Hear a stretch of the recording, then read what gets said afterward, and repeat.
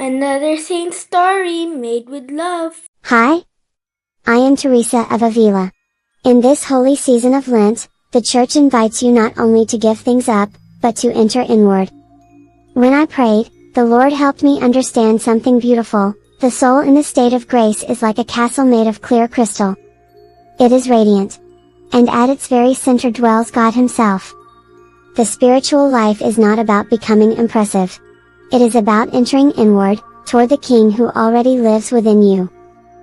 Inside this castle are 7 mansions. They are not titles. They are not promotions. They describe how love matures. Lent is this journey inward. Walk with me carefully. First mansions, the soul awakens. Lent begins with return. When you turn away from serious sin and return to grace, you enter the castle. This is already mercy. But you are still distracted. Still attached. Still learning to pray.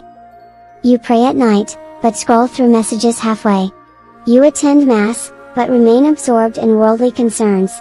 You avoid grave sin, but rarely examine your attachments. Here lies the danger of mediocrity. Mediocrity does not mean being evil. It means being satisfied with the minimum. Saying, I believe. I avoid serious sin. That is enough. But love does not remain shallow. If you do not desire deeper friendship with Christ, you remain near the entrance. Lent begins with humility, seeing how much you still need Him. Second mansions, the soul struggles. Now the soul desires growth. You begin daily prayer. You read scripture. You try to be more disciplined. You fast. But the battle intensifies. You commit to 20 minutes of prayer. After 1 week, you feel nothing. You think, this is useless. That is dryness. Dryness means prayer feels empty, not that God is absent. The hidden danger, discouragement. Quitting prayer when feelings disappear. Lent often feels like this, faithful, but unrewarded. The safeguard, perseverance without emotional reward. Love is maturing. Third mansions, the disciplined soul. Here you avoid serious sin. You fulfill your duties. You pray consistently. Many devout Christians live here. Lent deepens discipline. But now comes a subtle danger. You fast. You serve. You remain responsible. Then prayer becomes dry.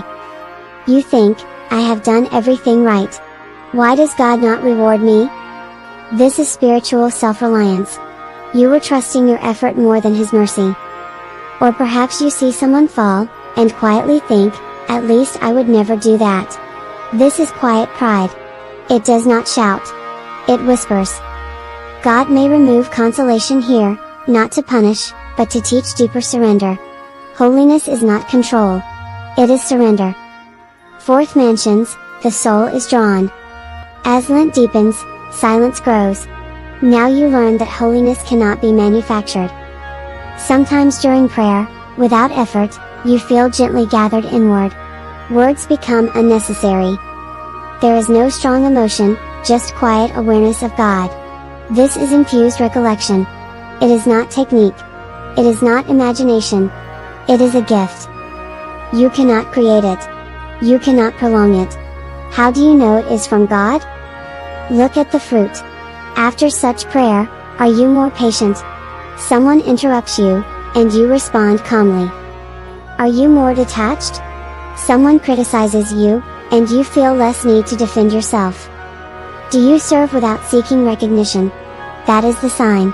The danger here is trying to recreate the experience. Remain humble. God draws the soul when He wills. Fifth mansions, the soul is transformed. Lent is the season of dying to self. Here the soul begins true transformation. In this mansion, God grants moments of what I call the prayer of union. For a brief time, the will is wholly united to God. The faculties are gently suspended, not by effort, but by His action. It is unmistakably His work. You cannot produce it. You cannot prolong it. But the true proof does not lie in the experience itself. It lies in what follows. Someone who deeply wounded you comes to mind. Before, you replayed the offense. Now, you sincerely pray for them. You forgive without drama. Or, you begin letting go of a habit of control, even when it costs you comfort. This is the silkworm becoming a butterfly. The will begins to belong more to God than to itself. The danger here is subtle spiritual inflation. If you begin thinking, I am advanced, you have stepped backward. True union makes the soul feel smaller, not greater. 6 mentions, the soul is purified. Now love becomes costly. In this mansion, the soul often undergoes profound purification. There may be intense interior trials, periods of deep suffering, spiritual dryness, misunderstanding, and even extraordinary experiences such as interior locutions or spiritual wounds of love. But these experiences do not define holiness. Their purpose is purification. The soul is being prepared for complete union. You may feel deep longing for God, almost unbearable at times. Yet you remain faithful. You are misunderstood, yet do not retaliate. You continue loving, even when hidden. The danger here is seeking extraordinary signs or assuming that emotional distress is mystical suffering. True purification produces greater humility, obedience, and charity. Love purified by the cross. 7th mansions, the soul rests in God. At the end of this journey is what I call spiritual marriage. Here the union between the soul and God becomes stable and enduring. Not that the soul becomes God, but its will is permanently united to His. The soul lives in continual awareness of God's indwelling presence. There is deep interior peace not because life is easy, but because the will no longer resists God. Charity flows naturally. Humility deepens. The soul forgets itself. It desires only God's glory and the salvation of souls. The danger is speaking of this state as if it were an achievement. The truly united soul rarely speaks of itself. It loves, quietly, steadily, fruitfully. Listen carefully. The mansions are not stairs you permanently climb. The soul's experience can change from day to day. You may taste deep recollection one season, and struggle with distraction the next.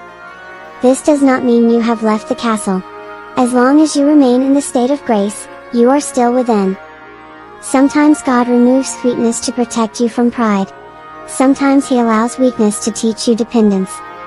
If you fall into serious sin, rise immediately. Go to confession.